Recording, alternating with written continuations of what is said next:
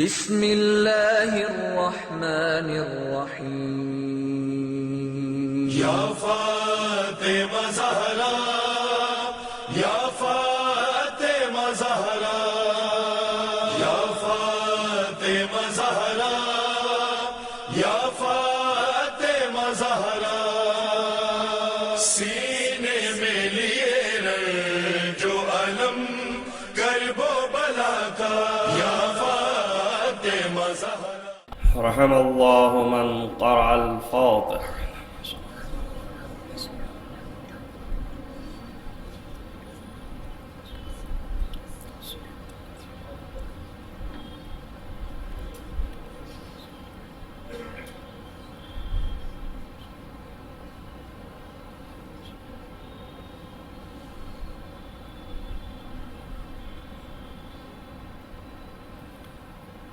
أعوذ بالله السميع العليم من الشيطان اللعين الرجيم. بسم الله الرحمن الرحيم وبه نستعين وهو المعين. الحمد لله رب العالمين والعاقبة للمتقين والجنة للموحدين والنار للملحدين والمنكرين. الصلاة والسلام على سيد الأنبياء والمرسلين خاتم النبيين مولانا مولى الكونين جد الحسن والحسين أبي القاسم محمد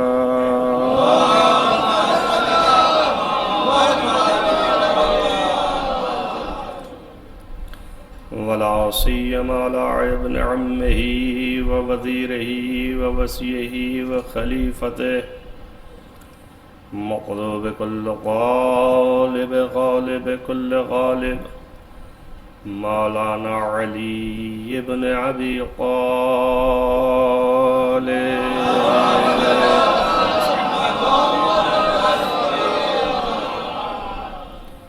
وعلى آلہ الطیبین الطاہرین المعصومین المظلومین الذین اذهب اللہ عنهم الرجس وطہرهم تطہیرا.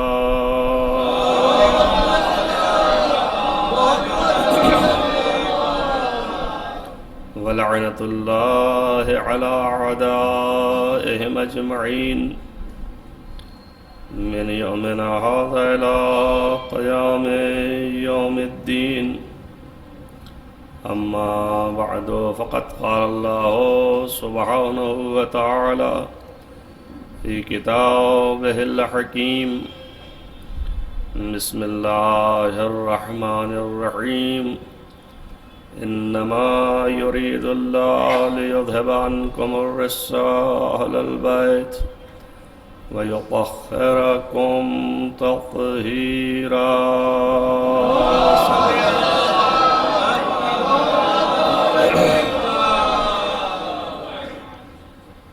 عزیزان گرامی مرتبہ، یہ آیہ کریمہ مشہور و معروف اور مسلسل اس پر مجالس ہوتی رہتی،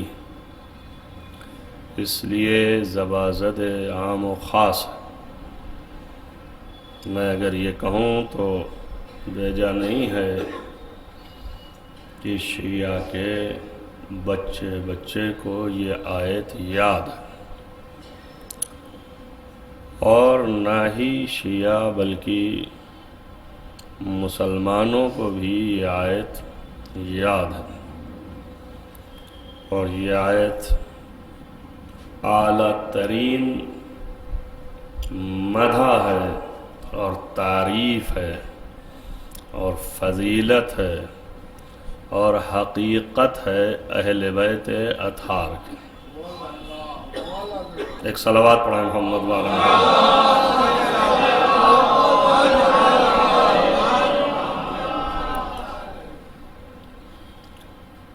یہ بہت ہی بلند، بہت ہی وسیع اور بہت ہی گہری و متین، جس کے اندر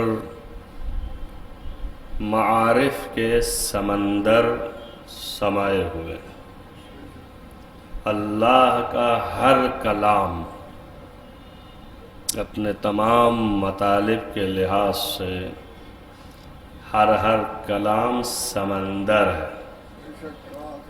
یہ بھی نہیں کہہ سکتے کہ فلاں آیت ہے اور فلاں آیت نہیں ہے، اس لیے کہ سب اللہ کا کلام ہے، اور ہر کلام اس کا باطن و ظاہر رکھتا ہے، اور ہر باطن کے اندر 7 باطن ہیں، اور ہر باطن میں پھر ایک میں 70 باطن ہیں، اور ظاہر ہے کہ ان باطن مطالب کو، باطن کے معنی چھپے ہوئے کے ہیں، جو چھپا ہوا ہے، اور چھپی ہوئی چیز کو نکالنا یا اس کو دیکھنا، اس کے لیے بھی بصیرت و بصارت کی ضرورت ہے۔ اگر ظاہر میں پوشیدہ رہتا ہے، سامنے ہو کہ نور و ضیاء، اور وہ پوشیدہ ہو تو بصارت کی ضرورت ہے، لیکن اگر پہلے سے باطن میں ہے، نور و ضیاء نہیں ہے، اس طرح سے وہ چھپا ہوا ہے۔ 2 توجیہیں ہو سکتی ہیں، ایک تو یہ کہ کثرت نور کی وجہ سے یہ بصارت کام نہیں دیتی۔ آپ جب سورج کی طرف نگاہ کریں تو آپ کی آنکھ ٹھہرتی نہیں ہے، معلوم ہوا کثرت نور سے آنکھیں ملائی نہیں جا سکتی، اور جب آنکھ بند ہو گئی تو اب معرفت اور علم جو قلب میں سمایا ہوا ہے، اس کا نور جب ضو فضاں ہوتا ہے تو اس سے اس باطن کے مطالب کو درک کرتے ہیں، اور پھر اس سے اس کی حقیقت تک پہنچتے ہیں۔ اس چیز کا نام بصیرت ہے، یعنی بصارت جواب دے گئی کثرت ضیاء اور روشنی کے مقابل۔ اور سقیف و ضعیف بات یہ ہے کہ چونکہ باطن پر ظلمت کا پردہ ہوتا ہے، اور ظلمت اندھیرے کو کہتے ہیں، جب تک کہ روشنی نہ ہو اس وقت تک یہ بصارت کام کرتی نہیں ہے، اور جہاں سے سامنے کی آنکھ و بصارت اپنا کام کرنا چھوڑ دیتی ہے، وہاں سے قلب کے اندر معارف و علمیہ جو ہیں ان کی آنکھیں دیکھنا شروع کرتی ہیں، اور پھر وہ مطالب جو اندر پوشیدہ ہیں ان کو جب وہ درک کر کے قلب تک پہنچاتی ہیں، اور پھر وہ قلب سے چھن چھن کے فوات پر ٹھہرتی ہیں، اور پھر دماغ راست ہو کے عقل اس کا ادراک کلیات کے ساتھ کر لیتا ہے، تو پھر اس چیز کا نام بصیرت ہے۔ اور فرق صرف اتنا ہے کہ ظلمت کی لفظ جو ہے وہ ذرا گراں ہے، کیوں؟ اس لیے کہ کلام الہی میں ظلمت کا تصور نہیں ہے، لہذا اس قول کو میں نے ضعیف قرار دیا۔ اصل وہی ہے کہ کلام الہی خود مجسمہ نور ہے، اور کثرت نور سے آنکھیں ٹھہرتی نہیں، اس لیے بصارت کام کرتی نہیں، لہذا حاجت بصیرت کی ہے۔ تو قرآن جو ہے وہ اللہ کا کلام ہے، اس میں ہر ایک میں بطن ہے، پوشیدگی ہے، اس کی تلاش کے لیے بصارت کی ضرورت ہے، اور بصارت اس وقت تک اپنے قندیل کے مناروں کو کھولتی نہیں ہے جب تک قلب کے اندر طہارت نہ پائی جائے۔ اگر طہارت ہے اس کے اندر تو پھر وہ اپنی طہارت اس طرح کا کام کرتی ہے جیسے چراغ کے لیے تیل جب پڑتا ہے تبھی لو میں ذوفشانی بڑھتی ہے۔ تو جب تک قلب میں طہارت نہ آئے بصیرت کی ضیاء لو رما نہیں ہوتی، اور اس میں ذرہ برابر روشنی کی دمک نہیں پیدا ہوتی۔ اس لیے اس نور سے مشرف ہونے کے لیے ہمیں اس تیل کی ضرورت ہے کہ جس سے چراغ روشن ہوتا ہے اور ہر چیز اپنی قوت و اقتدار کے مطابق ہے۔ بتیاں جو ہیں وہ اسی وقت جلتی ہیں جب تیل ان تک پہنچتا ہے، اور پھر وہ چراغ بنتی ہیں، خود ہی جل جل کے فنا ہو کے راہ دکھاتی ہیں۔ تو اب یہ جو ہے وہ وہاں سے سوتے سے لے رہی ہیں، اور لینے کے بعد بیچ میں واسطہ ہیں، خود کو فنا کر کے دے رہی ہیں، لیکن اس وقت تک آپ دیکھ نہیں سکتے جب تک ان میں وہ تیل نہ آئے۔ آپ جلائیں تو ایک لمحے میں وہ بتی جو پڑی ہے وہ سیکنڈوں میں جل کر کے راکھ ہو جائے، نہ راہ دیکھ سکے نہ وہ دکھا سکے۔ تو معلوم ہوا جب تک وہ بھی فیض نہ لے اصل سے، اس وقت تک وہ بھی راہ نہیں دکھا سکتا۔ اس کے لیے ضرورت ہے کہ کوئی فیض ہو جس سے وہ نور روشن کرے، اور جب منور ہو تو اطراف کو بھی دکھائے، اور جتنی تہ تک آپ جاتے جائیں آپ کے ساتھ یہ نور رہے تو اتنا تہ تک یہ دکھاتا رہے۔ تو بغیر نور کے آپ دیکھ نہیں سکتے، لہذا آپ ضرورت ہے، اور نور بغیر اس وقت تک بصیرت کا نور روشن نہیں ہو سکتا جب تک طہارت قلب میں نہ آئے۔ تو پہلی شرط یہ ہے کہ طہارت ہو، اور جب قلب طاہر ہو تو پھر وہاں کی قندیل معارف روشن ہوتے ہیں، تو ان نور کے ذریعے سے پھر اس دریا کی تہ میں جو کلام الہی ہے جب آپ ڈوبیں تو ایسی ڈبکی ہو کہ یہ نور پانی میں بجھے نہیں۔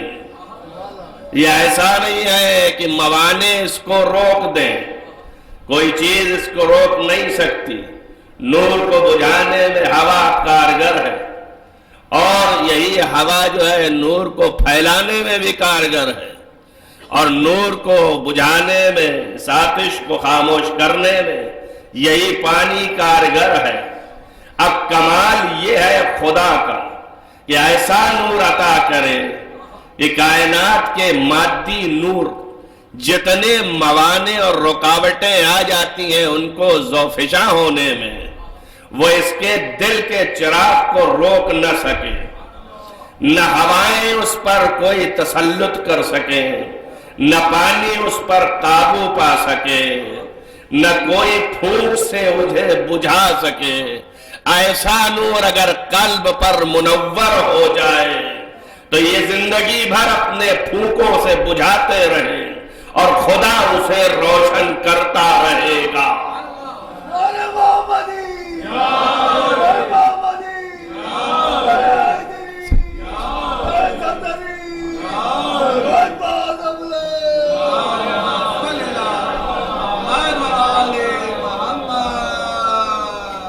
جو کبھی نہ بجھے گا، نہ بجھانے سے ایک صلوات اور پڑھے محمد والے محمد۔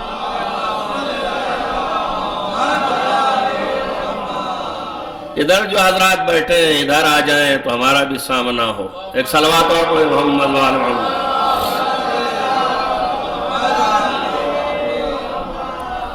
لیکن کبھی نہ بجھے گا، رکاوٹیں اسے روک نہیں سکتی. جو اس لیے کہ اس کے اندر جو چیز کار فرما ہے اور جو روشن کر رہی ہے، وہ روشن کرنے والی چیز ایسی نہیں ہے کہ جو رک جائے، جو ختم ہو جائے. جب قلب طاہر ہو گیا تو طہارت کا تعلق قدوسیت سے ہے، اور جب تقدس کے دائرے میں قدم رکھا تو حضرت سبحان الہیہ سے رشتہ طے ہوا، اور جیسے ہی سبحان و مقدس ذات سے رشتہ متصل ہوا، ویسے ہی وہ سبحان و مقدس ذات کہ جہاں فنا نہیں ہے، جہاں انتہا نہیں ہے، جہاں احتیاج نہیں ہے، جہاں کمی نہیں ہے، جہاں نقص نہیں ہے، سارا فیض اس کا ایسا ہے کہ جو لازوال ہے. ساری قوت اس کی ایسی ہے جو کبھی تھکتی نہیں، ساری طاقت ایسی ہے جس میں کمی آتی نہیں. اور جب اس سے رشتہ مل گیا تو نہ یہ طہارت لازوال ہوگا، نہ یہ طہارت بے فیض ہوگا، نہ یہ طہارت میں ظلمت کی گنجائش ہوگی. اور جب گنجائش نہیں ظلمت کی تو یہ برابر نور دیتا رہے گا. طہارت میں ضیاء اور سفیدی ہے، اس لیے نور کو بھی ضیاء بولا جاتا ہے تاکہ وہ بھی سفیدی لے آئے. اسی بیاض سے آپ کی آنکھیں روشن ہو جاتی ہیں تاکہ آپ دیکھیں کہ کیا ہے. اور یہ فیض جو ہے سفیدی اور بیاض علامت رحمت ہے، اور یہ رحمت اس کی طرف سے جاری ہے. اور اس رحمت کو بھی وہ ایسے نہیں بھیجتا جب تک کہ واسطہ رحمت نہ بنا دے. جب راستہ رحمت بنا دیا تو قوم ارسلناک الا رحمت للعالمین. صلوات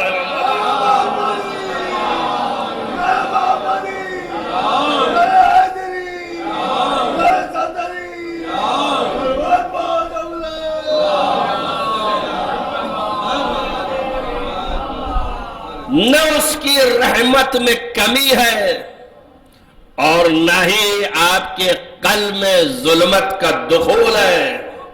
لہذا طہارت متصل ہے رحمت الہیہ سے، اور جب متصل ہے تب وہ کہہ رہا ہے کہ میں راہ دکھا رہا ہوں. راہ دکھانے کو اسی قرآن نے ہدایت کہا ہے، یعنی راہ میں ایسے دکھا رہا ہوں کہ راہ دیکھتے رہو. شرط یہ ہے کہ متصل رہو. اسی لیے فرمایا ہے کہ الذین جاہدوا فینا، جو میری راہ میں طہارت کی تلاش میں اپنی مشقتیں تمام کر دیتے ہیں، اپنی توانائیوں کو وہاں پر لے جا کے فنا کر دیتے ہیں، سب اس لیے کہ قلب کو مطہر بنا لیں، تو پھر میں ان کو لنہدین سبلنا، اپنے تک پہنچنے کے راستے دکھانے لگتا ہوں. تو ہر ایک کو نصیب نہیں جب تک کہ وہ قلب کو طاہر نہ بنائے، اور طہارت ملتی نہیں جب تک کہ طہارت کی حقیقت کو نہ جانے. جب طہارت کی حقیقت سے آشنا ہو تبھی وہ طہارت سے فیض اٹھا سکتا ہے. کیوں؟ اس لیے کہ جب تک منبع طہارت سے اتصال نہ ہوگا نجاست کبھی دور ہو ہی نہیں سکتی. تو منبع طہارت سے اتصال پانے کے لیے معرفت طہارت ضروری ہے. اس لیے میں نے یہ آیت آپ کے سامنے رکھی ہے کہ غور کرے اس میں کہ کتنی طہارت اللہ نے رکھی ہے کہ اپنی توانائی قدرت الہیہ کے مطابق یہ اعلان کر رہا ہے کہ جو حق تھا طہارت کا وہ میں نے تمہارے یہاں پورا کر دیا. ایک صلوات پڑھیں محمد وآل محمد.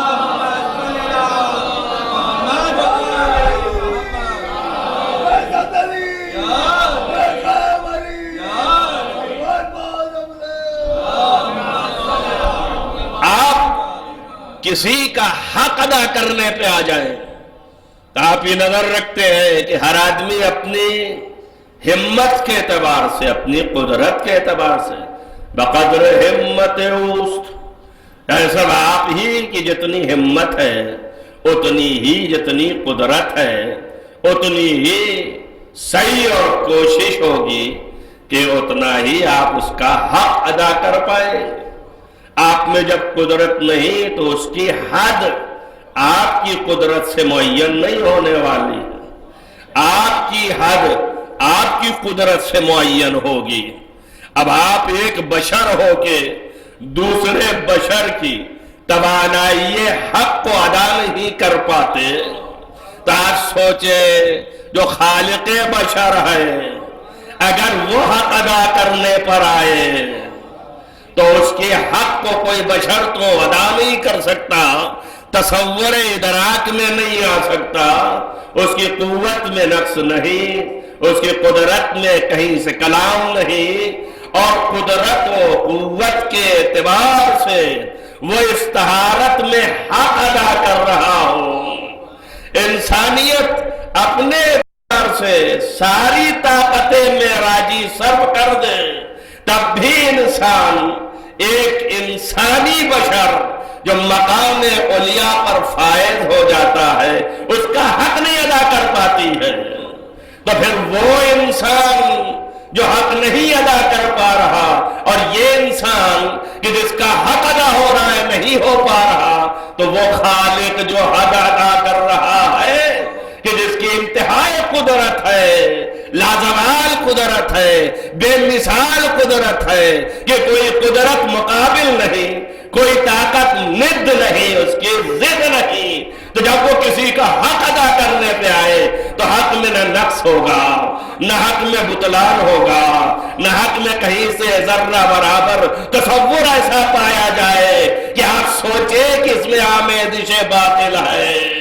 معلوم ہے طہارت کا جب حق ادا کر رہا ہے تو حق کے طہارت جو ہے اپنی تمام تر توانائیوں کے ساتھ پوری اللہ کے حکم سے یہاں ادا ہو رہی ہے۔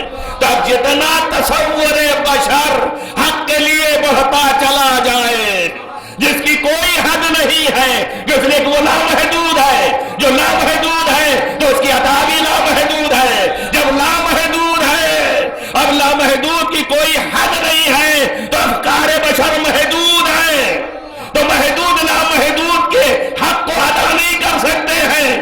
وہ تو طہارت کا حق ادا کر رہا ہے مگر بشریت فہم نہیں کر پا رہی ہے، سمجھ نہیں پا رہی ہے، اس لیے کہ محدود ہے، لامحدود کو درک نہیں کر سکتی۔ صلوات ہے محمد و آل محمد۔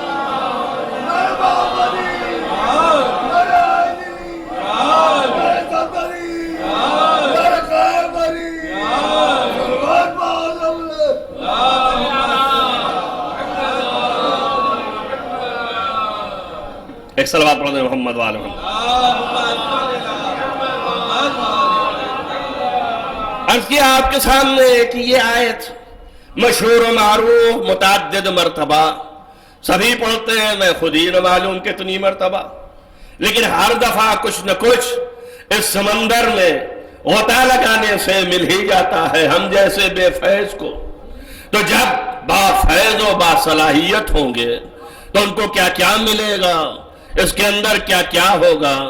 سرے دس فہم آیت میں تین مطلب اتنے زیادہ بلند ہے کہ جن کا درک اور سمجھ، فہم اور اس مطلب کو اپنے دل میں اتارنا معصومین کے بیان کے مطابق بشر کے بس میں نہیں ہے۔ ایک لفظ رجس ہے اور ایک لفظ طہارت ہے اور ایک لفظ جو نسبت ہے یرید اللہ، فعل کی اللہ کی طرف۔ یہ تین نکات ایسے ہیں کہ امام معصوم یہ کہہ رہا ہے کہ اگر ان کے نکات کو ظاہر کیا جائے تو یہ ایسے سمندر ہیں لامحدود کہ محدود ان کو اپنے بشری طاقت فکریہ میں سما نہیں سکتا، کیوں؟ اس لیے کہ یہ بڑے وسیع ہیں۔ رس تو ہم سمجھنے کے لیے کہہ دیتے ہیں لیکن مفہوم اتنا وسیع ہے کہ تصور میں نہیں آتا۔ لہذا بڑے بڑے موٹے موٹے لفظ جو موٹے موٹے اپنے تحت میں ایسے ہوتے ہیں کہ برابر بہت سی چیزیں رکھ لیتے ہیں، جب ایک سمندر سے کئی دریا مل جاتا ہے تو وہ ایک سمندر جو ہے کئی دریا کو فیضیاب کر رہا ہوتا ہے، سب کی بازگشت اسی سمندر میں ہے اور سب کو پانی اسی سمندر سے مل رہا ہے، تو اب یہ کہا جائے گا کہ یہ بھی جو چل رہا ہے یہ بھی اسی سمندر سے ہے، وہ بھی جو ندی آ رہی ہے یہ بھی اسی سمندر سے ہے۔ اب اس طرح کے 7 سمندر بنا دیے ہیں، تو اب 7 سمندر کے معلوم کتنی ندیاں ہیں، تو سب ان کے ماتحت ہیں نا ظاہر میں، اب سب اسی کے تحت میں آئے، اس کا بھی پانی اسی سمندر میں ہے، تو اب اس کا وجود کچھ بھی نہیں ہے، اسی کا وجود ہے۔ یہاں ایک دریا پار نہیں کر پاتے، اگر چند کلومیٹر کا نظر آیا تو پل بنانے کی ضرورت پڑ جاتی ہے۔ اب دیکھیے بشر کو بغیر واسطے کے زندگی عام نہیں گزار پاتا، تو یہ مذہبی زندگی بغیر واسطے کے کیسے گزارنا چاہتا ہے، سمجھ میں نہیں آتا، مگر پھر بھی پل بنا رہا ہے اور بار بار گزرنا چاہتا ہے۔ تب یہ ایک سمندر کا یہ حال ہے، تو ہر بڑے بڑے الفاظ لے لیے، رس ایک ایسا سمندر ہے کہ اس کے ماتحت نہ معلوم کتنے سمندر ہیں، جس میں سے ایک کا نام خطا ہے، ایک کا نام جو ہے وہ برائی ہے، ایک کا نام جو ہے وہ جہل ہے، ایک کا نام جو ہے وہ نجاست ہے۔ یہ چھوٹے چھوٹے ایسے یہ خود سمندر ہیں، جب نجاست کا نام لیا تو اس کے اندر اس کے ماتحت نہ معلوم کتنے چھوٹی چھوٹی ندیاں بہ رہی ہیں، جس میں لوگ دنوں رات ہاتھ دھوتے ہیں تو برابر نجس ہو کے نکل آتے ہیں۔ اور کچھ ایسے بھی سمندر ہیں، یہ ایک ایک جو ہے 4 ایسے بڑے شمار کیے آپ کے سامنے، رس یعنی جہالت، رس یعنی خطا، رس یعنی برائی، رس یعنی اس کے اندر نقص۔ نقص خود ایک اتنا بڑا سمندر ہے کہ ان تینوں کو سمیٹ لیتا ہے اپنے اندر، یعنی جہاں نقص ہے، نقص کے معنی ہی یہاں ہے کہ جب جہالت ہے تو یہ نقص ہے، جب برائی ہے تو یہ نقص ہے، جب یہاں پر خطا ہے تو یہ نقص ہے۔ یہ خود اتنا بڑا سمندر ہے، یہ 3 سمندروں کو سمیٹے ہوئے ہیں۔ الغرض یہ ہے کہ اس ایک لفظ رس کے اندر نقص بھی ہے، یعنی یہ نفس خود جو لیے ہوئے تمام عالم کائنات کی تمام خطاؤں کو سمیٹے ہوئے یہ خود رس کے اندر ہے۔ تب یہ اتنا وسیع سمندر جو رس کو اللہ نے کہا کہ ہم تم سے جدا کر رہے ہیں، تب ہمیں یہ دیکھنا ہے کہ یہ جدا ہو رہا ہے یا نہیں، یہ جدا ہے یا نہیں، یہ پایا جاتا ہے یا نہیں، یہ موجود ہے یا نہیں۔ اگر ایسا نظر آ جائے تو وہیں سے تعین و تشخیص ہو جائے گی یہ کس کی مدح ہو رہی ہے، یہ کس کی شان میں کلام بیان کیا جا رہا ہے، یہ کس کو بتایا جا رہا ہے۔ اگر ہم یہ ڈھونڈ لیں کہ یہاں رس جو ہے یعنی خطا نہیں ہے، یعنی برائی نہیں ہے، یعنی جہل نہیں ہے، اگر ان کے اندر نقص نہیں ہے، اگر یہ چیزیں نہیں پائی جاتی ہیں تو اس کا مطلب رس نہیں ہے۔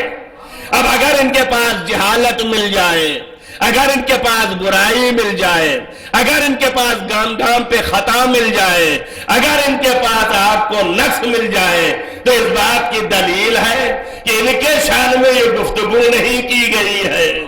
تو خود آیت بتا رہی ہے کہ میں مدح کس کی کر رہی ہوں۔ ہمیں ڈھونڈنے کی ضرورت نہیں ہے اور ہمیں کھینچ تان کے لانے کی ضرورت نہیں ہے کہ یہ فلاں کے لیے بھی ہے اور یہ فلاں کے لیے بھی ہے۔ صاحب عقل ہونے کی ضرورت ہے، بصیرت ہونے کی ضرورت ہے، معرفت کی ضرورت ہے۔ اس آیت سے آیت خود جو کہہ رہی ہے وہ تلاش کرے کہ کس میں پایا جاتا ہے، کس میں نہیں پایا جاتا۔ اگر خطا ذرہ برابر نہیں ہوئی تو یہ مصداق ہے کہ یہاں رس کی دوری ہے، اگر جہل ذرہ برابر نہیں ہوا تو یہ مصداق ہے کہ یہ رس کی دوری ہے۔ اب کیسے پتہ لگائے کہ جہل ہے کہ نہیں ہے؟ عالم ہونا خود دلیل یہ ہے کہ پہلے ہم نہ تھے اور پھر اب علم حاصل کیا، جیسے ہی علم حاصل کیا ویسے ہی جہل ہم سے چھٹا، تو یہ جہل ہمارے پاس تھا لہذا نقص تھا۔ اگر ہم تھوڑا بھی اوپر آ گئے تب بھی ہم نقص کمال کی طرف آئے۔ اب جو نقص کمال کی طرف آیا تو اتنے دن تک رزق کا یہ صاحب اعضا بنا رہا اور یہی رزق لیے ہوئے پلتا رہا، اسی رزق سے کمال کی طرف نہیں جا رہا تھا۔ بس معلوم ہوا کہ نفس کا میں متحمل تھا۔ اب جب تھا تو جتنی دیر میں تھا اتنی دیر کے لیے یہ آیت میری شان میں تو نہیں ہے نا، اس کا مطلب اس کے شان میں ہے جو ایک ہی لمحے کے لیے بھی ایسا نہ رہا ہو کہ نہ جہالت چھو کے آئی ہو، نہ اس کے اندر کہیں سے نقص چھو کے آیا ہو، نہ اس کے اندر کہیں سے برائی چھو کے آئی ہو۔ اگر آئی تو اس وقت تک کے لیے آیت نہیں ہے، اور یہ آیت میں لفظ استعمال کی گئی ہے، فعل کی نسبت خدا سے دی گئی ہے، وہ بھی خدا کے ارادے سے۔ توجہ کرو میری بات کو، اور خدا کا ارادہ اس کا صفت ہے۔ آپ متوجہ ہیں خدا کی صفت کوئی ایسی نہیں ہے کہ وہ پہلے نہیں تھی بعد میں ہو گئی، ایسا کچھ بھی نہیں ہے۔ جب سے خدا ہے تب سے یہ صفت ہے۔ آپ خدا والے ہیں، سب خدا کو جانتے ہیں۔ اگر ایک لمحے کے لیے آپ نے تصور کیا کہ یہ صفت جو ہے کبھی نہیں تھی اور پھر آ گئی تو پھر وہ خدا نہ رہا، کیوں؟ اس لیے کہ وہ خدا محتاج ہو گیا اس کا، اور جو محتاج ہے وہ خدا نہیں ہے۔ لہذا اپنے اللہ کو تو کم سے کم سنبھال لو کہ وہ محتاج نہ بننے پائے۔ اللہ آپ کا بے نیاز رہے، اللہ آپ کا مستغنی رہے۔ آپ کسی کی فضیلت کو قبول کرو یا نہ کرو، مگر کم سے کم اپنے ایمان کو باقی رکھنے کے لیے اللہ کو محفوظ رکھو، اپنے اللہ کو محفوظ رکھو۔ ایک صلوات میں محمد وآل محمد۔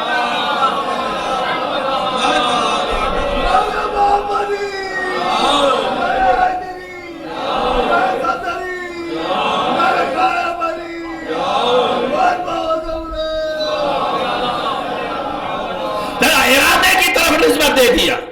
اب جب ارادے کی طرف نسبت دے دیا تو ارادہ الہیہ کب سے ہے یہ سوال نہیں ہو سکتا، اور کب سے خدا ہے یہ بھی سوال نہیں ہو سکتا، اس لیے کہ آپ نے جہاں لگایا کب، اس کا مطلب تصور میں آیا زمانہ، اور جب زمانے کا تصور ہوا تو زمانہ پہلے ہے کہ خدا پہلے ہے؟ یہ بتائیے کہ خالق زمانہ پہلے ہے یا بعد میں ہے؟ اور اگر کہے نہیں یہ خدا جو ہے بعد میں ہے اور زمانہ پہلے تھا، تو وہ بھی زمانہ خود سے تھا یا کسی نے پیدا کیا؟ جس نے پیدا کیا وہ اس کا خالق ہے، تو پھر یہ خدا نہ رہا، وہ خدا ہو گیا، تو کہیں نہ کہیں جا کے ٹھہریں گے کہ خدا ہے کہ نہیں ہے۔ تو معلوم ہے زمانہ بعد کا ہے، خدا پہلے کا ہے، لہذا کب سے کا سوال نہیں ہے، ہمیشہ سے ہے اور ہمیشہ رہے گا۔ نہ زوال ہے نہ فنا ہے، صفات اس کے ویسے ہی ہے۔ اگر ایک لمحے کے لیے آپ لے آئے کہ بات کے ہیں تو محتاج ہو گیا، لہذا لازم آیا کہ جب سے ہے تب سے اس کی صفت ہے، تو اب جب سے وہ ہے تب سے عالم ہے، اور جب سے ہے تب سے مرید بھی ہے، اور جب مرید ہے تو صاحب ارادہ ہے۔ اب وہ کہہ رہا انما یرید اللہ، اللہ ارادہ کرتا ہے۔ تب اللہ کا ارادہ ایسے تو ہے نہیں کہ چلے تھے صبح گھر سے اور دوپہر میں بیچ راستے میں مڑ گئے، کبھی ادھر اور کبھی ادھر۔ اس کے ہاں اگر ایسا ہو جائے تو اس کا مطلب یہ ہے راز کیا ہے کہ ہم ادھر ادھر ہو جاتے ہیں، ہمارے ارادے ٹوٹ جاتے ہیں۔ بات صرف اتنی سی ہے مختصر کہ ہمارے علم میں ہوتا نہیں کہ ہمیں اور کیا کرنا ہے، یا اگر ہوتا تھا تو فراموشی چھائی، بعد میں یاد آیا تو سہو بھی آیا، نسیان بھی آیا، جہل بھی آیا۔ ہمارا ارادہ اتنا گندا ہے کہ ممنوع ہے، نفس و نفسیات سے بھرا پڑا ہے۔ ہمارے پاس جہل بھی ہے، ہمارے ارادے کے اندر کمیاں بھی ہے، نقص بھی ہے، ہر چیز موجود ہے۔ اب اس کا ارادہ ایسا ہے نہیں، ہمیشہ سے ہے اور بدلنے والا نہیں۔ جب بدلا تو علم نہیں، جہالت آ گئی۔ پہلے نہیں جانتا تھا، اب جانا تبھی تو بدلا۔ اور جہاں یہ تغیر آیا وہ محل تغیر نہیں، لہذا اس کی ذات ہمیشہ سے ہے، تو ہمیشہ سے یہ ارادہ کیے ہوئے ہے کہ جب بھی تم کو پیدا کرے گا تو اہل بیت تم سے رزق کو ایسا دور رکھے گا جو دور رکھنے کا حق ہے۔ یہ ہے حقیقت اہل بیت کہ جب پیدا ہوئے تو رزق نہیں تھا۔ اب آپ کا سوال نہ آئے گا کہ رزق تھا تبھی تو لے جا رہا ہے، لے نہیں جا رہا، اسی لیے علماء نے سوچ کے لفظ استعمال کی کہ رزق کو دور کیے ہوئے ہے، یعنی رزق کو قریب آنے نہیں دیتا۔ تو خلقت سے، ابدیت سے اس کے ارادے میں ہے کہ جب پیدا کریں گے تو آپ کو ہم رزق سے دور رکھیں گے۔ تو اب رزق سے نفس سے دور ہے، نہ ان کے ہاں جہالت ہے، نہ ان کے ہاں برائی ہے، نہ ان کے ہاں نقص ہے، نہ ان کے ہاں خطا ہے۔ اب جب بھی خلقت ہوئی تو خلقت پاکیزہ ہے۔ جہل کا الٹا کیا ہے؟ علم ہے۔ توجہ کرو، جب جہالت نہیں ہے، توجہ کرو میری بات پر، تو اس کا ضد کیا ہے؟ علم ہے۔ جب جہالت نہیں ہے تو علم ہے۔ اب جہالت الٹا ہے نا علم کے، جب جہالت نہیں ہے، کیا ایسا بھی دیکھا کہ جہالت نہ ہو اور عالم بھی نہ ہو؟ ایسا ہے کہیں؟ یعنی جہالت نہیں ہے اس کا مطلب علم ہے، خطا نہیں ہے اس کا مطلب یہ ہے کہ یہ سلامت ہے۔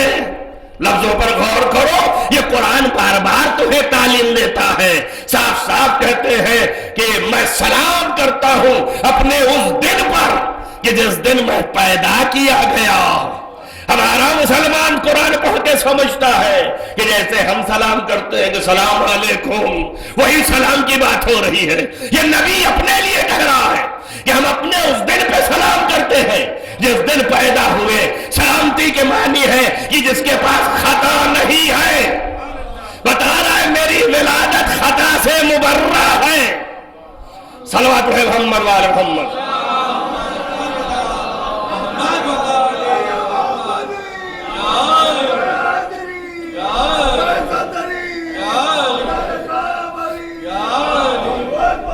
سب تو نہیں ہو رہا، آپ دیکھیں اس کی طرف متوجہ رہیں، غور و فکر کریں، سب تو نہیں ہو رہا۔ اگر سخت ہو رہا ہو تو میں اپنے دوسرے ڈھرے پہ آ جاؤں، اس لیے کہ میں یہ چاہتا ہوں کہ اگر آپ اس فرش ادا سے اٹھیں تو جتنی عقل میں سمجھ ہے ہمارے پاس فی الحال کم سے کم اتنا تو لے کے اٹھیں، اور جتنا ہو سکتا ہے، ورنہ ان مجالس کا فائدہ کیا ہے اگر ہم اسی چیز کا افادہ کرتے رہے جو آپ خود جانتے ہیں، تو وہ بھی کوئی حاصل نہیں۔ البتہ وہ بھی چیز نہیں بتانا چاہتے جو آپ بالکل نہیں جانتے، اس کی وجہ ہے اس لیے کہ اگر بالکل نہیں جانتے ہو بتائیں تو جلدی سے ہضم نہیں ہوگا، اس لیے لازم ہے کہ جو آپ جانتے ہیں اسی کو ہم آپ کے دلوں سے نکال کے جو آپ نہیں جانتے وہاں تک پہنچائیں۔ تو اب آپ جو نہیں جانتے اس کو آپ کے جاننے سے لے جانا چاہتے ہیں، جو آپ جانتے ہیں وہ یہ جانتے ہیں، اور وہ یہ ہے کہ یہاں خطا نہیں ہے، یہاں جہل نہیں ہے، یہاں نقص نہیں ہے، یہاں برائی نہیں ہے۔ تب اس کا الٹا کیا ہوا؟ جہاں جہل نہیں ہے وہاں علم ہے، تو ذات میں علم ہے۔ جہاں خطا نہیں ہے وہاں سلامتی ہے، جہاں برائی نہیں ہے وہاں اچھائی ہے۔ ایسا ہی ہے نا، اچھائی کی ضد برائی ہے۔ جب برائی خلقت میں نہیں آئی تو پھر اچھائی خلقت میں آئی۔ جب اچھائی خلقت میں آئی تو موٹا لفظ رکھ دیا کہ خصال حمیدہ، صفات حسنہ، یعنی ان کے پاس صفات حسنہ ہے، خصال حمیدہ ہے، اچھی چیزیں ان کی ذات میں ہے، بری چیزیں ان کی ذات سے جدا ہے۔ یہ ایک تصور آپ رکھیں، علم اخلاق کا یہ معنی ہے۔ تو اب جہاں خطا نہیں وہاں پہ سلامتی، جہاں جہل نہیں وہاں پہ علم، جہاں پر برائی نہیں وہاں پر اچھائی، جہاں پر سمجھ نہیں پائی جاتی اس کا نام رزق ہے۔ اور یہ سب قرآن کہہ رہا ہے، میں نہیں کہہ رہا ہوں۔ قرآن نے کہا ہے کہ یجعل اللہ الرزق علی الذین لا یؤمنون، وہ لوگ جو ایمان نہیں رکھتے ان کے اوپر رزق اللہ نے نازل کر دیا ہے۔ وہ لوگ جو اللہ کے اوپر ایمان نہیں رکھتے، وہ لوگ جو علم نہیں رکھتے، ان کے اوپر رزق خدا ہے، وہ لوگ جو برائیوں میں پھنسے ہوئے ہیں ان کے اوپر رزق خدا ہے. یہ سارے مطالب قرآن کے ہیں. تو اب اس کے معنی یہ ہے کہ جہاں برائی نہیں ہے اچھائی ہے، خصال حمیدہ ہے. جہاں پر اچھائی ہے اب برائی کا تصور نہیں ہے. کبھی بھی برائی نہیں تھی خلقت کے وقت سے، اور کبھی بھی برائی نہ ہوگی، یہ بھی توجہ رہے. آپ کہیں کیوں؟ تو وہ بھی کیوں اسی میں ہے کہ اس نے کہا انما یرید اللہ نے ارادہ کیا ہے. ارادہ الہی جو ہے بدلتا نہیں ہے، تو جیسے پہلے ہے ویسے ہی آخر ہے. تو جب بنایا تھا تو محض صفات حسنہ، جب بنایا تھا تو محض طہارت، جب بنایا تھا تو محض علم، جب بنایا تھا تو محض سلامتی، جب بنایا تھا تو محض کمال. تو اب جب کمال ہی کمال ہے، جب اچھائی ہی اچھائی ہے، جب صفات ہی صفات حسنہ ہے، جب طہارت ہی طہارت ہے، ان چاروں چیزوں کو طہارت کہا. اس لیے لفظ استعمال کیا وَيُطَهِّرَكُمْ تَطْهِيرًا. ہم نے آپ کو ایسی طہارت دی ہے کہ جس کے اندر یہ ساری چیزیں تو ہیں لیکن ایسے نہیں، تطہیرا. دیکھیے کبھی جہل تھا لیکن علم آیا، کبھی نقص تھا پھر کمال آیا، کبھی برائی تھی پھر اچھائی آئی. تو یہاں پر بھی طہارت ہوئی، مگر یہ طہارت ہے. فرق کو پہچانو، یہ طہارت ہے لیکن جس کو پہلے سے ہی خلق کیا ایسا کہ کمال ہی ہے، نقص نہیں تھا. اس کو پہلے سے ہی بنایا ایسا کہ برائی نہیں تھی، حسن ہی حسن ہے. اس کو بنایا ہی ایسے تھا کہ خطا نہیں تھی، ہمیشہ سلامتی ہے.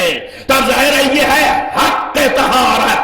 اس لیے فرمایا کہ ڈبل و تشدید کے ساتھ کہ وَطَهِّرَكُمْ تَطْهِيرًا. ہم نے اس کو بہت ہی پاکیزہ بنایا جو حق ہے. یعنی اس کی بنیاد جہالت پہ نہیں ہے، اس کی اصالت جو ہے وہ رزق پہ نہیں ہے، اس کی اصالت جو ہے وہ نفس پہ نہیں ہے، اس کی اصل اور جڑ جو ہے وہ کبھی خطا پہ نہیں ہے، اس کی اصل جو ہے سلامتی پہ ہے، اس کی بنیاد جو ہے وہ علم پر ہے، اس کی بنیاد جو ہے وہ کمال پر ہے، اس کی بنیاد جو ہے وہ سلامتی پہ ہے. جب ہم نے یہ بتا دیا تو وہ رفائے عالم یہ کہتے ہیں کہ جب دوری رزق کا اعلان کیا تو بتایا کہ تم میں استعداد ولایت الہیہ ہے. بات سمجھیے، ایک صلوات ہے محمد وآل محمد.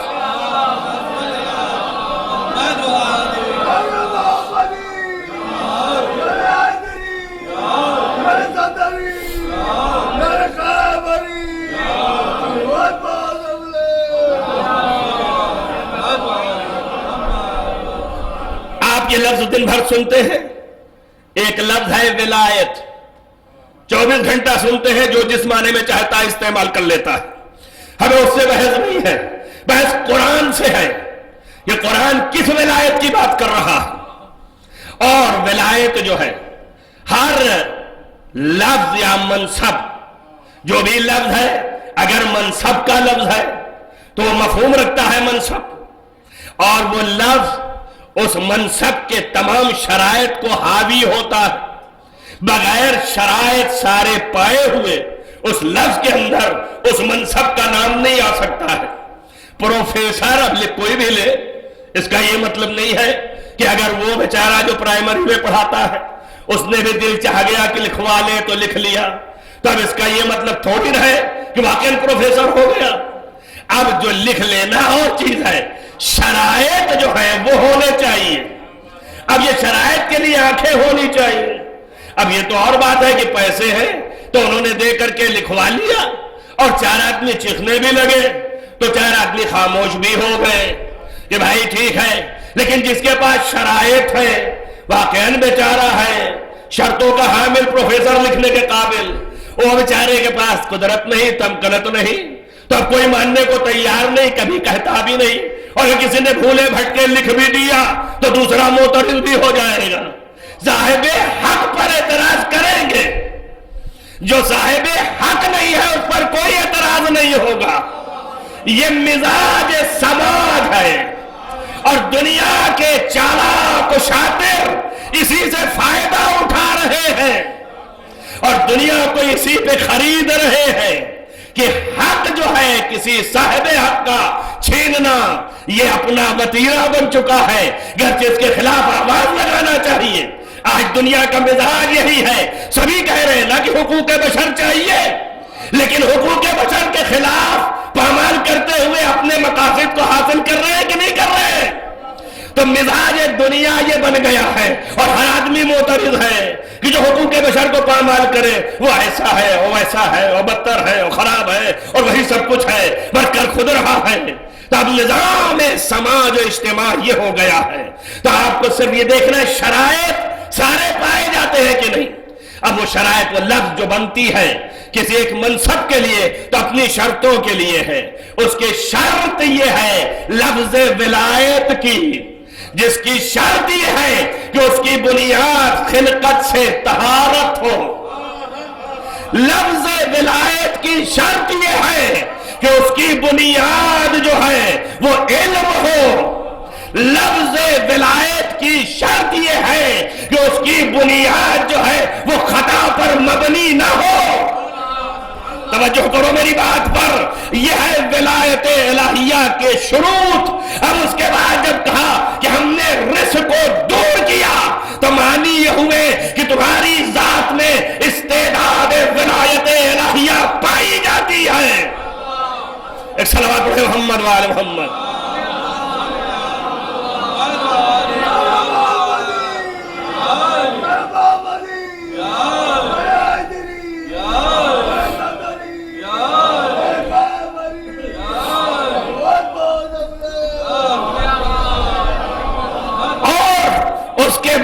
ایک چیز کی استعداد ہے، آپ کا بچہ پیدا ہوا ہے، اس میں یہ استعداد ہے کہ علم حاصل کرے، اس میں یہ صلاحیت ہے کہ وہ شجاع بن سکے، اس میں یہ استعداد و صلاحیت ہے کہ وہ سخی بن سکے، لیکن اس وقت سخی ہوگا جب مسلسل عطا کر رہا ہوگا، اس وقت جو ہے وہ عالم ہوگا جب علم کے شناور میں غوطے لگا رہا ہوگا، اس وقت جو ہے وہ شجاع ہوگا جب میدان حرب میں جمع رہے گا۔ اگر بھاگا تو شجاع نہ کہلایا، اگر ہٹا جہالت میں اڑا ہو گیا۔ لہذا معلوم یہ ہوا کہ استعداد ہونے کے بعد اگر فعلیت نہیں ہے تو ابھی وہ منصب تک پہنچا نہیں۔ بھائی میری بات پہنچی کہ نہیں پہنچی مجھے نہیں سمجھ میں آ رہا کہ پہنچی کہ نہیں پہنچی، مگر اتنا تو سمجھ گیا شرائط ولایت کیا ہے۔ شرائط ولایت میں یہ ہے کہ علم بنیاد ہو، شرائط ولایت میں یہ ہے کہ خطا نہ ہو، پاکیزگی ہو، شرائط ولایت میں یہ ہے کہ اس کے اندر برائی نہ پائی جاتی ہو، توجہ رہے بات پر، اس کے اندر نقص نہ ہو، کمال پایا جاتا ہو۔ اب جب اس کے اندر یہ چیزیں ایسی دمکنے لگی کہ دنیا دیکھ کے بولنے لگی کہ تو امین ہے، تو صادق ہے، تو اچھا ہے، تو شجاع ہے، اور پھر قصیدے پہ قصیدے ہونے لگے تو اللہ نے کہا اب اعلان کر دو کہ تو صاحب ولایت ہے۔ اس لیے آواز آئی انما ولیکم اللہ ورسولہ والذین آمنوا الذین یقیمون الصلاۃ۔ صلوات محمد۔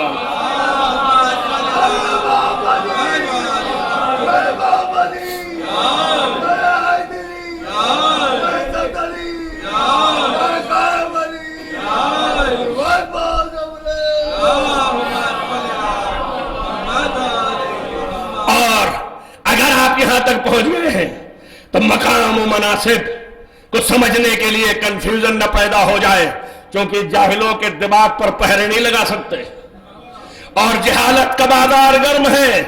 حق کے خلاف باطل کی آواز بہت اونچی ہے، باطل بول کے ہی بولتے ہیں یہ حق ہے، اور آپ جیسے سماجی لوگ جو ہیں وہ بیچارے تشخیص نہیں دے پاتے تو باطل کے پیچھے بھاگنے لگتے ہیں۔ لہذا کسی کو کنفیوژن نہ پیدا ہو، پھر سے تکرار کرتا ہوں کہ دیکھیے اسی لیے شرط لگی، جو وہ شرط یہ ہے کہ انما ولیکم اللہ، اللہ کون ہے؟ سبحان، اس کی ذات قدوس۔ تو پہلی شرط یہ ہے کہ بنیاد پاکیزہ ہو، دوسری شرط یہ ہے کہ اللہ جو ہے وہ عالم، لہذا جو بھی ولایت کے درجے پر ہے، جس کو اللہ کہہ رہا ہے، وہ عالم خلقت سے، بنیاد سے، توجہ رہے۔ دوسری تیسری شرط یہ ہے کہ برائی نہ پائی جاتی ہو سوائے حسنہ کے، وہاں پر جو ہے قبیح چیز نظر نہ آئے، توجہ کرنا۔ اور چوتھی چیز جو ہے وہ یہ ہے کہ خطا نہ ہو۔ خدا کی قسم یہ چاروں شرطیں ظاہری ولایت میں بھی رکھ دیا اللہ نے، توجہ کرو۔ یہ باطنی ولایت ہے جسے تکوینیہ کہتے ہیں، اس کے پیدا ہو جانے سے قدرت تصرف پیدا ہو جاتا ہے، جو محض کمال ہوتا ہے وہ ہر نفس کو اپنے ہاتھ میں رکھتا ہے۔ ایسے ہی کہ نہیں ہے، میں اتنی محنت کی میں نے آپ کے سامنے آپ کو صرف اتنا ہی سمجھانے کے لیے، جب اس مقام پر پہنچا جو عین کمال ہے، اس کے ید قدرت میں ہر نقص ہے، لہذا آپ یہاں سے لے کے سرا سے سریا تک جہاں بھی چلے جائیں، کوئی ایسی چیز نہیں ہے کہ جو عین کمال ہے اس کے مقابل میں کمال بن کے آیا ہو۔ جب ہر چیز نقص ہے تو عین کمال کے ید قدرت میں ہے، جب ید قدرت میں ہے تو اس کے لیے سرا اور سریا کوئی معنی نہیں رکھتا ہے، اس لیے کبھی وہ یہاں دکھائی دیتا ہے، کبھی وہاں دکھائی دیتا ہے۔ صلوات محمد والو۔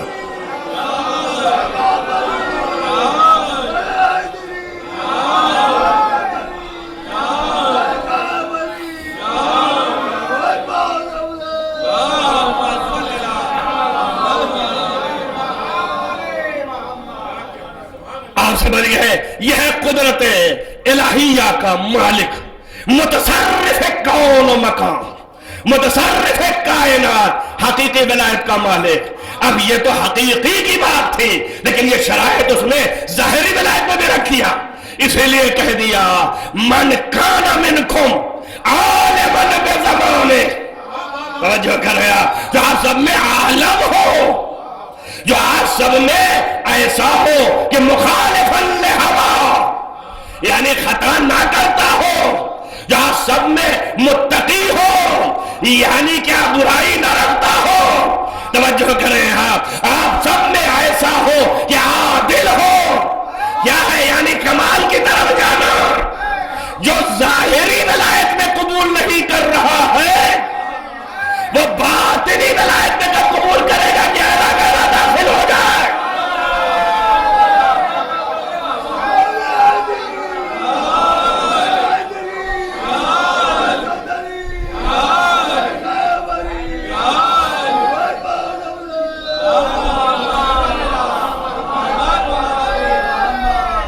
اس لیے اللہ نے شرط لگا دی، اور صاحب ملکیت ولایت حقہ جب پردے میں جانے لگا تو نشاندہی کر کے گیا، یہ میں بتائے جا رہا ہوں، یہاں پہ استحصال نہ ہونے پائے، شرائط تلاشنا، جہاں یہ مل جائے وہیں پہ خم ہونا، ہر ایک کے سامنے خم نہیں ہونا۔ تو بتایا کیوں؟ اس لیے کہ یہ ولایت ظاہریہ رکھتا ہے، ہم باطنیہ رکھتے ہیں۔ جب تک باطنیہ نہ سمجھو گے اس وقت تک ولایت ظاہریہ نہیں سمجھ سکتے۔ تم ولایت ظاہریہ سمجھنے کے لیے ولایت باطنیہ سمجھو، ورنہ اسی ایک لفظ کا کوئی معنی نہ کر پاؤ گے۔ امام نے فرمایا انا حجت اللہ علیہم، میں ان پر حجت ہوں، یہ تمہارے اوپر حجت ہے۔ ارے جب آپ حجت ہیں، آپ تو پردے میں ہے، دکھائی کیا دیتا ہے؟ جب آپ کچھ دیکھ ہی نہیں رہے تو ہمارا جو دل چاہے گا کریں گے۔ دادا یہ جملہ بتا رہا ہے کہ اگر دنیا کے کسی غیب در غیب میں بھی چلے جائیں تو کائنات پر تصرف ہمارا ہے، ہم چاہے تو تمہاری آنکھوں کو جدھر لے جائیں، ہم چاہے تو تمہارے نفس کو جدھر لے جائیں، ہم چاہے تو کائنات تمہاری بدل کے رکھ دیں۔ صلوات۔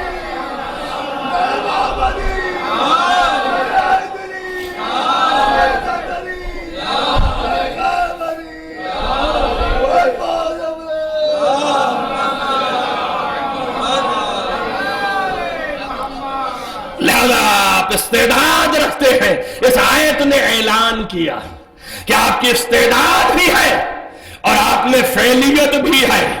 اب اس کے لیے 300 روایتیں، کم و بیش نہیں، 300 گنی ہوئی، معتبر و مستند سنیوں کی روایت اہل سنت کی کتابیں پڑھی پڑھی ہیں، جن 300 میں یہ ہے کہ صرف اور صرف اللہ نے محمد عربی، محمد مصطفیٰ صلی اللہ علیہ وسلم، علی مرتضی علیہ السلام، فاطمہ زہرا صلوات اللہ علیہا، حضرت حسنین علیہ السلام، صرف ان کے لیے نازل ہوئی ہے، اور اسی لیے نبی نے اپنی چادر میں سوائے ان کے کسی اور کو نہیں رکھا۔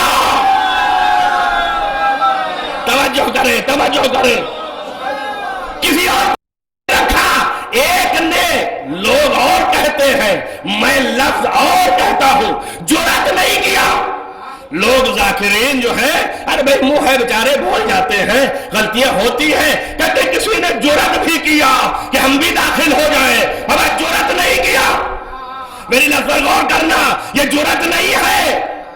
دیکھیے ہر انسان کا ظرف الگ الگ ہوتا ہے، ہر انسان کا ظرف الگ الگ ہوتا ہے۔ جرأت نہیں ہے کہ پکڑ لیا چادر، جرأت تب ہوتی بغیر کہے پکڑ کے داخل ہو جاتی۔ نہیں، اس نے کہا کیا میں بھی داخل ہو سکتی ہوں؟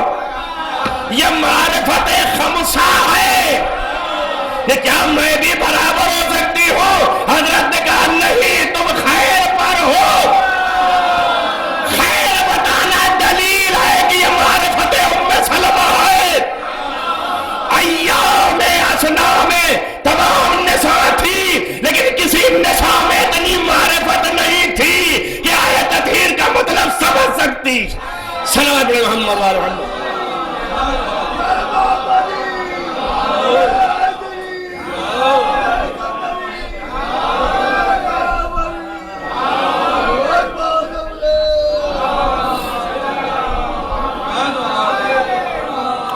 بھئی ہر جگہ کا اپنا رواج ہے، کم سے کم 6-7 برس سے میں یہاں کا رواج دیکھ رہا ہوں، اور ہر سال میں کہتا ہوں، مگر چونکہ بات دادا نے جیسا کیا ہے اس کے خلاف کوئی کر نہیں سکتا ہے۔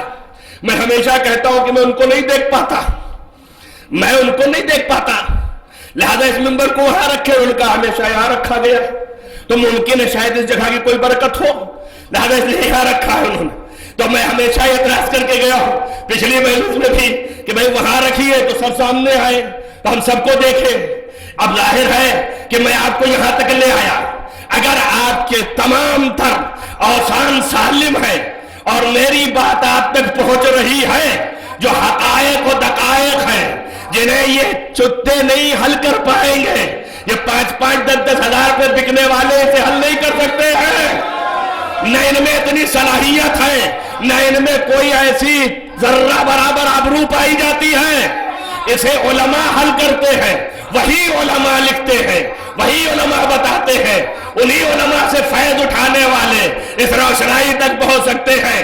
پہلے حقائق ولایت اور حقائق ولایت کے سپورٹ میں ظاہری ولایت، اس لیے ہمارے عالم جو اس کے بنیاد گزار ہیں اس عہد میں مجدد آیت اللہ علیہ آغا خمینی، انہوں نے بھی وہاں لکھا ہے کہ کبھی اس کا مطلب نہیں ہے کہ ہم ولایت علی کے مالک ہو گئے۔ ولایت کے معنی ظاہری یہ ہے، باطنی وہ ہے پوری کائنات میں تصرف، وہ سوائے معصوم کے کسی کو نہیں ہو سکتا۔ وہ چونکہ معصوم کو حق حاصل ہے، ہم تو متصل معصوم ہیں، اور اسی لیے ہے کہ عقیدہ ہے کہ وہ تصرف کرتا ہے۔ اگر یہ عقیدہ نہ ہو تو ہماری ولایت کا کوئی مطلب نہیں ہے، اس لیے کہ جب ہم خطا کریں گے تو ہمیں سیدھی راستے پہ لگائے گا۔ سیدھی راستے کو اسی وقت لگا سکتا ہے جب وہ غیب میں رہ کے ہم پر نظر رکھتا ہو۔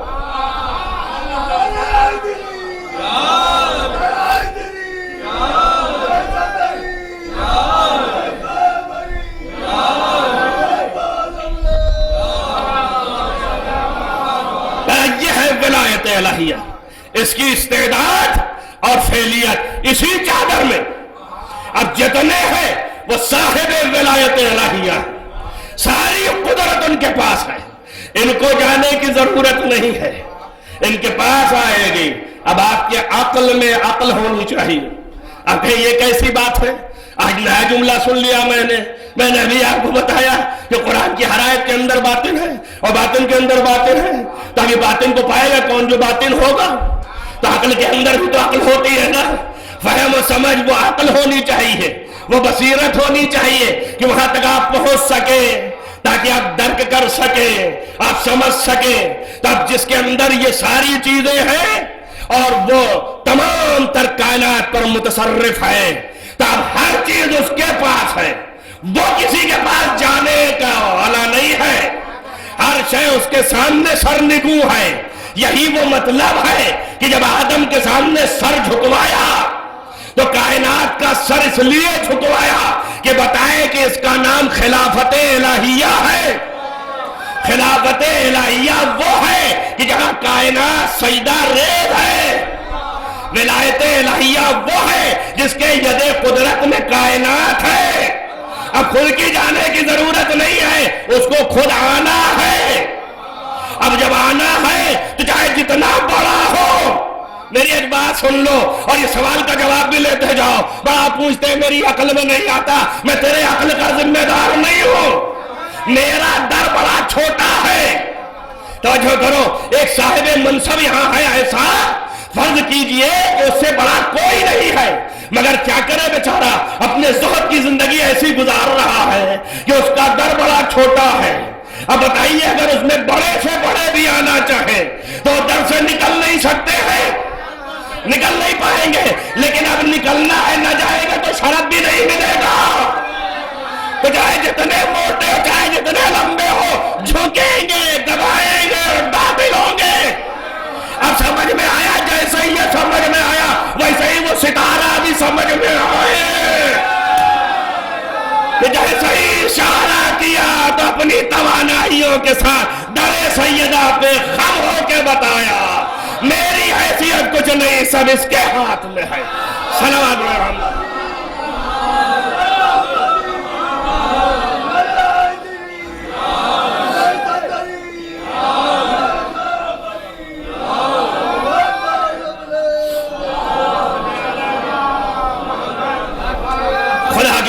بڑی محنت کرنی پڑی آپ کو یہاں تک لانے میں, ورنہ ہم نے وہی پہ سوچا تھا کہ مسئلہ حل ہو جائے گا, لیکن نہیں حل ہو رہا تھا.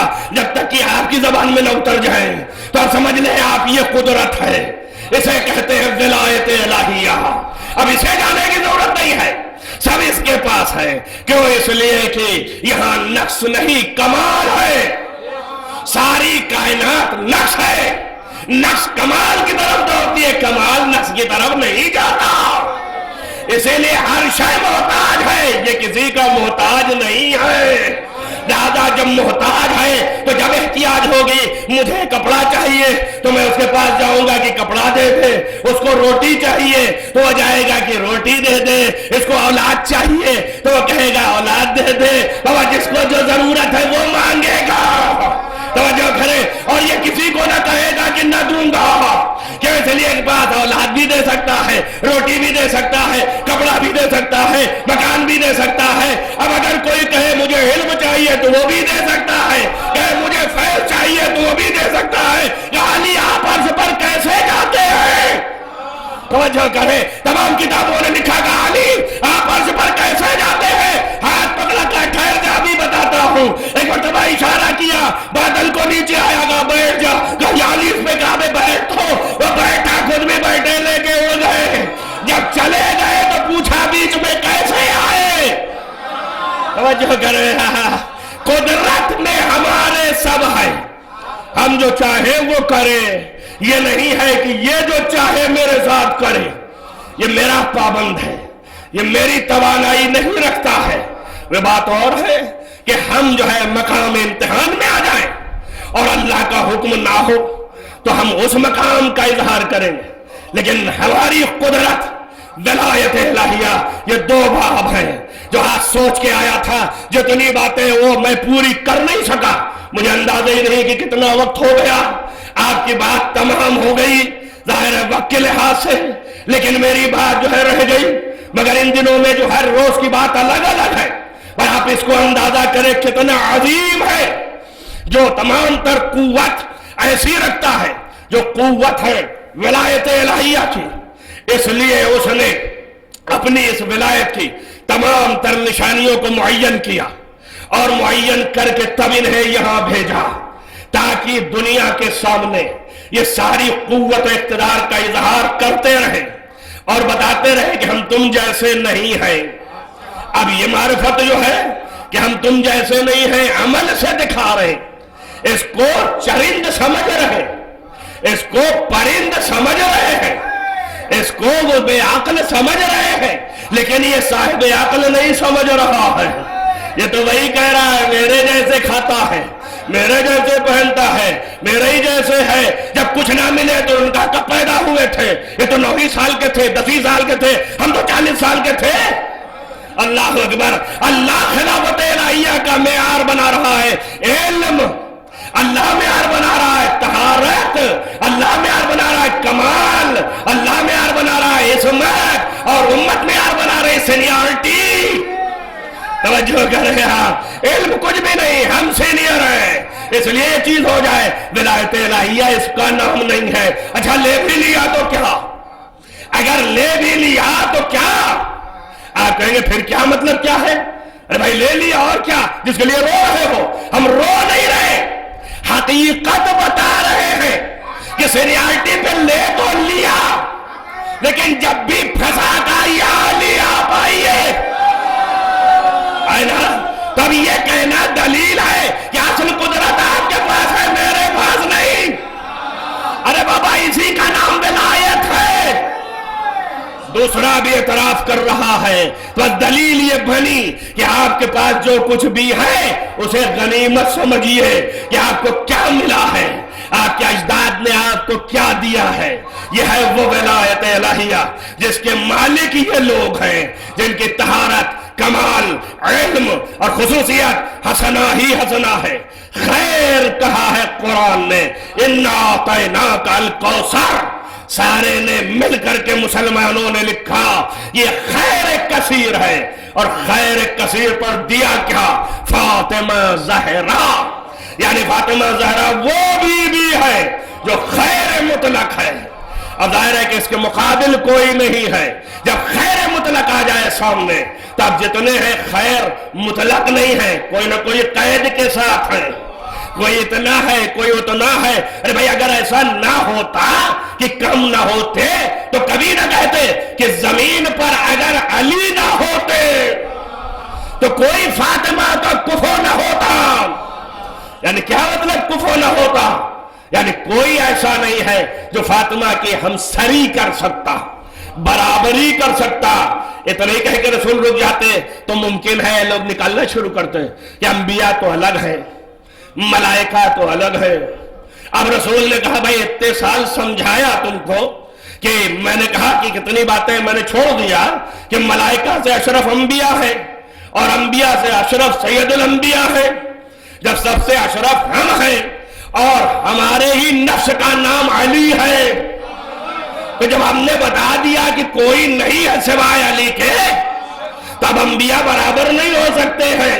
پھر بھی آپ نے لفظ استعمال فرما دی کہ آدم و من دونہ، آدم یا ان کے علاوہ کوئی بھی ہو، یعنی سارے انبیاء مل جائیں، سارے اولیاء مل جائیں، کوئی ہمسری نہیں کر سکتا ہے۔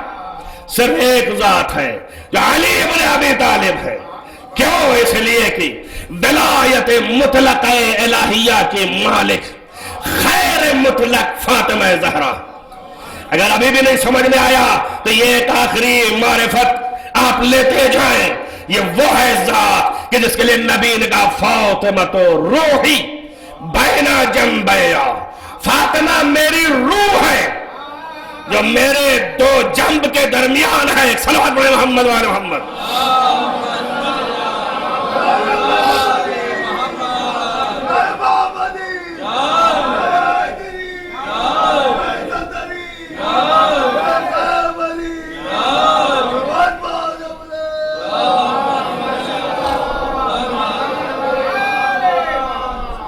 فاطمہ روحی بینا جنبیا، فاطمہ وہ روح ہے میری جو میرے درمیان ہے۔ میں نے عرض کیا کہ اس طرح بولنا وہ خطابت کا کام ہے، اور آپ جانتے ہیں مزاج سے آشنا ہو چکے ہیں کہ خالی وہ دے دینا آپ سنے ہوئے تو لے کے چلے جائیں گے، حدیث تو سنی رکھا ہوگا، کون ہے جو حدیث نہ پڑھتا ہو یہ والی؟ لیکن وجہ کیا ہے کہ فاطمہ میری روح ہے، روح نبی ہے، ٹھیک ہے، اب روح نبی روح خدا سے تو بڑھ کے نہیں ہے نا؟ نہیں ہے کہ نہیں ہے؟ نہیں ہے نا؟ روح نبی کچھ بھی ہو جائے نبی کی روح ہے، اور روح خدا خدا کی روح ہے، تو فرق آ گیا نا؟ ان کا آپ کدھر سے ثابت کر رہے ہیں؟ یہ حدیث کہاں سے لے کے آئے کہ سارے انبیاء سے افضل ہے فاطمہ؟ ارے بھائی یہاں پر عیسیٰ کو روح اللہ کہہ دیا اللہ نے، اب جب یہ روح اللہ ہو گئے اور یہ روح نبی ہو گئی تو اب جو ہے نبی کی روح جو ہے وہ ادنا ہے اور اللہ کی روح جو ہے وہ اعلیٰ ہے اور افضل ہے، تب نبی افضل ہوا، فاطمہ تو نہیں ہوئی، تو اب عیسیٰ افضل ہے فاطمہ سے؟ بتائیے، حل لے آئیے اور ان سے پوچھ کے آئیے گا جو یہ 2 سال والے آپ کو بتائیں کہ کیا ہے اس کا مطلب، کیا بات ہے کہ نبی نے ایسا کہا کہ روح ہی جب تک کہ کوئی ایسی بات اس کے اندر نہ ہو جو پورے عالم تک رہتی دنیا تک انسان کی عقل ڈھونڈتی رہے سوائے کمال کے نقص نہ پایا جائے، اس وقت تک نبی کہہ نہیں سکتا۔ اب یہ روح نبی ان کا وہ روح اللہ، اب میں بتائیے کیا کروں، کس طرح حل کروں؟ سارے علماء کو جمع کیجئے، پوچھئے بھائی کیسے حل ہوگا؟ تاخیر نے جو سوچا اور ذہن ناقص نے جو مدد کی اور بی بی نے اپنی معرفت جو عطا کی، جتنی بھی وہاں سے یہ حاضر ہوا کہ پہلی چیز تو ہے وہ یہ ہے کہ پہلا نبی آدم ہے اور آخری نبی کو ہٹا کے آخری نبی عیسیٰ ہے۔ اول کے لیے بھی اللہ نے کہا فَنَفَخْتُ فِيهِ مِنْ رُوحِي، میں نے اپنے روح میں سے جب اس نے پھونک دیا تو جھک جانا۔ بات پہنچی نہیں پہنچی؟ روح میں سے، بابا پھر لگ تو رہا ہوں، روح میں سے، بھائی ایک چیز ہے یہ میں سے، جب میں سے ہو گیا تو ہو گیا جوز۔ اللہ اکبر، کیسے نہیں سمجھ رہے ہو؟ روح میں سے، فَنَفَخْتُ مِنْ رُوحِي، اور اس کے بعد پھر کیا کہا ان کو؟ اِنَّمَا الْمَسِيحُ عِیسیٰ ابْنُ مَرْیَم کَلِمَۃُ اللَّهِ أَلْقَاهَا إِلَىٰ مَرْیَم وَرُوحٌ مِّنْهُ، اب یہ بھی اس کی روح میں سے۔ ارے چاہے اتنا ہو تب بھی نسبت اللہ کی طرف، اور چاہے اتنا ہو تب بھی نسبت اللہ کی طرف، لیکن میں سے یعنی جوز، سمجھ میں آ گیا نا؟ روح خدا، سمجھداری کا ثبوت دو۔ ابھی میں کہیں اور ہوتا تو بتاتا آپ کو، حیدرآباد ہے یہ، کم سے کم شکاگو سے اونچا ہونا چاہیے۔ صلوات پڑھو محمد وعلی محمد۔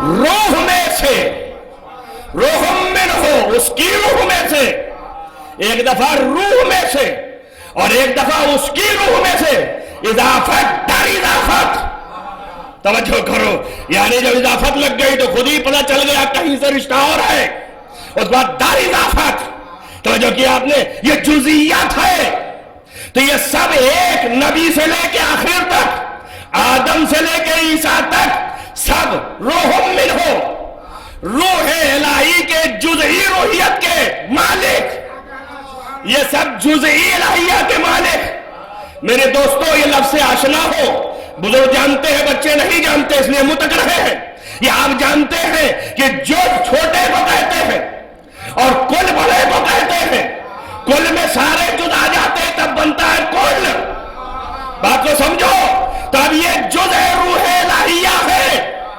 آدم سے لے کے عیسیٰ تک جہاں سب سمٹ جائے اس کا نام ہے کل، بات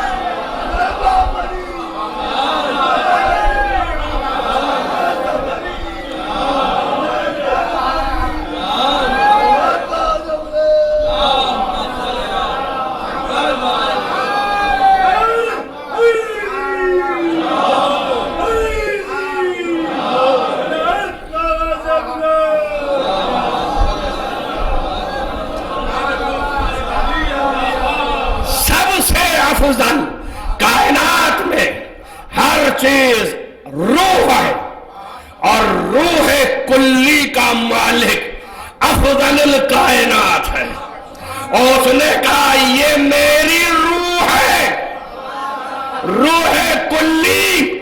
ارے محمد دیے دے رہے ہو، اگر یہ روح چلی گئی تو کرو گے کیا؟ یہی تو پہچانوا رہا ہو کہ محمد کی حیات اس در اس در پہ نہ ڈھونڈنا، بعد محمد در سیدہ میں محمد ملے گا۔ صلوات پڑھو۔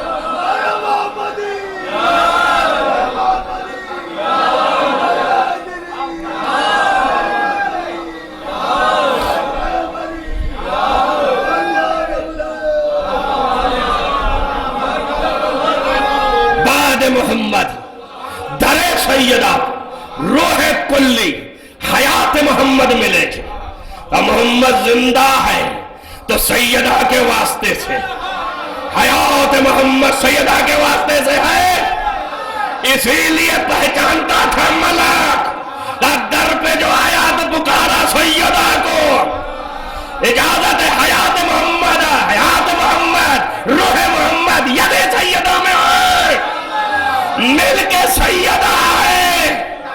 اب جب اس نے کہا اجازت ہے تو نہیں، اب محمد عربی نے کہا کہ یہی پہ سارا امتحان ہے، اگر آج نہیں ہو گیا تو قیامت تک الوہیت کا کوئی کلمہ نہ پڑھے گا۔ سیدہ نے کہا اگر ایسا ہے تو اپنے اقتدار کو ہٹا کے اجازت دیتی ہوں۔ توجہ کریں آپ، صلوات پڑھیں محمد وآل محمد۔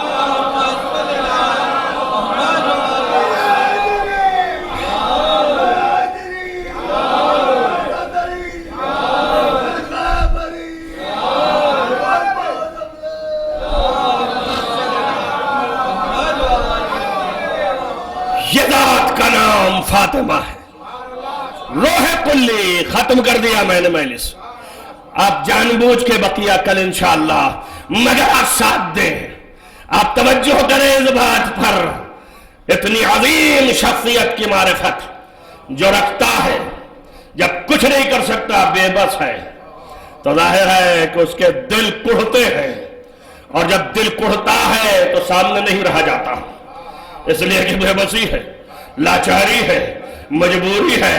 مگر آپ سنتے نہیں ہیں، امام علی مقام امام حسین نے فرمایا نہیں تھا کہ اتنی دور چلا جا کہ میری آواز تیرے کانوں تک نہ جائے، اس لیے کہ تو کچھ کر نہیں سکتا ہے، لاچاری ہے، مجبوری ہے، اور میں حل من ناصر ینصرنا کرنے والا ہوں۔ توجہ کریں آپ، تو لاچاری ہے، مجبوری ہے، کچھ نہیں کر سکتا، لہذا مدینہ چھوڑ دیا۔ کیوں؟ اس لیے کہ روح کامل محمد فاطمہ، عزیزو، جس کے ساتھ اتنی بڑی مصیبت دی جائے کہ در و دیوار میں پیس دیا جائے، اللہ اکبر، اور یہ آنکھیں دیکھتی کیسے رہے، کچھ نہیں کر سکتا، مدینہ سے باہر چلا گیا۔ عزیزو، تاریخ نے لکھا کہ ایک دن دل گھبرایا، بی بی کا ساتھ چھوڑ گیا، تو روتا پیٹا مدینہ داخل ہوا، زج الناس فی المدینہ، مدینہ میں لوگ امر پڑے، ارے نبی کے مؤذن بلال آئے ہیں، ارے تاریخ تجھ پر ماتم کروں، تجھ پر گریہ کروں کہ مؤذن رسول کا اتنا احترام کہ مدینہ الٹ پڑا، بلال آئے ہیں اور روح رسول موجود ہے، ظالم سب کچھ کر رہے ہیں، کوئی نہیں جو ساتھ دے۔ جزاکم ربکم خیر الجزا۔ ختم مجلس ہے، چند جملوں کے ساتھ آپ سب کی دلی ہوائیں تو خدا پوری کرے بطفیل الصدقہ حضرت سیدہ۔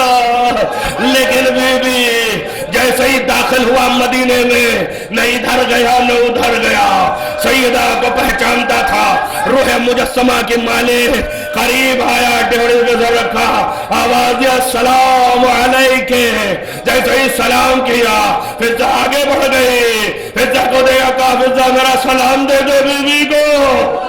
بی بی نے یہ کہتے ہوئے فضہ میرا بھی سلام کہو تو بہتر آ گئی، بلال کیا تم نے بھی ساتھ چھوڑ دیا؟ سر جوڑی پر رکھ دیا، دادی بھی نہیں، اے والے نہیں ہیں، لیکن مظلوم مجبور ہم کیا کرتے، ہم کیا کرتے؟ عزیزو لفظوں پر توجہ رہے۔ آپ نے فرمایا ساتھ چھوڑ دیا، بلال نے کہا نہیں میں نے ساتھ نہیں چھوڑا، میری مجبوری، کچھ کر نہیں سکتا، بے بس مظلوم، دیکھا نہ گیا اس لیے دور چلا گیا۔ اب بی بی نے امتحان لیا کہ ساتھ ہے یا ساتھ چھوڑا۔ کہا بلال پھر تم مجھے ایک مرتبہ اذان کہہ دو۔ عزیزو یہ امتحان بلال ہے، کیوں؟ اس لیے کہ بلال نے قسم کھایا تھا کہ نبی کے بعد اب کسی کے لیے اذان نہ کہوں گا۔ کہا بلال اذان کہہ دو، ابھی پتہ چل جائے گا کہ ساتھ چھوڑ دیا کہ نہیں۔ بلال کے زبان پر آیا کہ کہو بی بی میں نے نظر کی قسم کھایا ہے، میں کیسے قسم توڑوں؟ لیکن یہ زبان پہ آتے ہوئے زبان کو روکا اور کہا اگر میں نے قسم میں تو یہی کہا تھا نا، یہ نبی کے سامنے کہوں گا، اگر نبی نہیں تو فاطمہ تو نبی ہے، یہ تو نبی کی وارث ہے، یہ تو نبی کی جانشین ہے، یہ روح کلی کی مالک ہے۔ فوراً معزونہ پہ گیا، آواز دے اللہ اکبر، سیدہ پلٹی پلٹ کے مرتبہ آواز دے بابا اٹھو، اے میرے بابا آؤ یہ لو ہو جائے گا پانی۔ جزاکم ربکم خیر الجزا۔ عزیزو خدا کو سوائے مصیبت آل محمد کے کسی مصیبت میں نہ رونا ہے۔ جیسے ہی کہا اشہدو ان لا الہ الا اللہ، بی بی نے روک دیا گا بابا بلال اذان دے رہے وضو فرمائیے۔ ایک مرتبہ کہا اشہدو ان محمد رسول اللہ، جیسے ہی بلال نے ختم کیا پھر جانب در کے پاس در اٹھایا، کہا بلال چپ ہو جا، ارے سیدہ غش میں چلی گئے۔ جزاکم ربکم خیر الجزا۔ تاریخ میں دو ہی فقرے پایا ہوں میں، ایک یہاں پہ ہے لکھا کہ جب بلال نے اذان دی اور محمد کا نام آیا تو سیدہ غش میں چلی گئی، اور ایک وہاں ہے کہ جب در و دیوار میں پیچھا تو سیدہ جب زمین پہ آئی تو غش میں چلی گئی۔ جزاکم ربکم خیر الجزا۔ عزیزوں سے میں دو ہی جگہ ہے، جب وہاں غش میں گئی تو یہاں بلال نے کیا کیا میں نہیں جانتا، تاریخ نے آگے کچھ نہ بتایا، لیکن یہاں تاریخ نے بتایا کہ جب بی بی غش میں چلی گئی اور علی کے گلے میں رسن بن گئی، قریب سے گزرے، ردا کی ہوا لگی، ہوش میں آ گئی، آواز دیا اے فضا، اے فضا ابو الحسن، ابو الحسن کدھر ہے؟ فرمایا بی بی گلے میں رسی ہے، ظالم کھینچ رہے ہیں۔ بی بی اپنا در بھول گئی، ولایت الہیہ کی پاسداری، آواز دیا خلو ابو الحسن۔ جزاکم ربکم خیر الجزا۔ بابا اتنا ہی کہنا چاہوں گا بی بی ایک ہی گلا ہے، ایک ہی رسن ہے، برداشت نہ ہوا، ارے کربلا میں آؤ، ایک ہی رسن میں یہ 18 گلے، ایک ہی رسن میں بازو۔ اے بی بی ملاحظہ کرو، آپ کو یہ صبر آزما لمحات ہے۔ عزیزوں میں نے ختم کیا آج کے مجلس، اور آئندہ یہ آنسو آپ پہ نکلنے کافی ہے، لیکن اتنا جملہ سنتے جائے ہیں کہ بی بی نے وہ منظر پیش کر دیا جو ایک وفاداری کا منظر ہے، اور اس منظر کے آگے اب کوئی منظر نہیں ہے، لیکن یہ تاریخ لکھنے سے قاصر ہے، بتانے سے قاصر ہے کہ کیا کیا ہوا اس بی بی کے ساتھ، مگر اتنا ضرور تاریخ نے لکھا ہے کہ عزیزو بی بی اس کے بعد سانس نہ لے سکی، سانس لینا ممکن نہ رہا۔ کل پھر پڑھوں گا کہ سانس کا آنا جانا کہاں سے ہے، یہ ٹوٹ گیا۔ ارے بی بی بڑی مصیبت، مگر آپ کی ہتھیلیاں ٹوٹنے کے بعد آپ ہی رہی، لیکن میرا حسین ظالموں نے نیزے جو مارا، ظالم سینے پہ سوار ہوا، اے سیدہ ارے کربلا میں ماتم حسین۔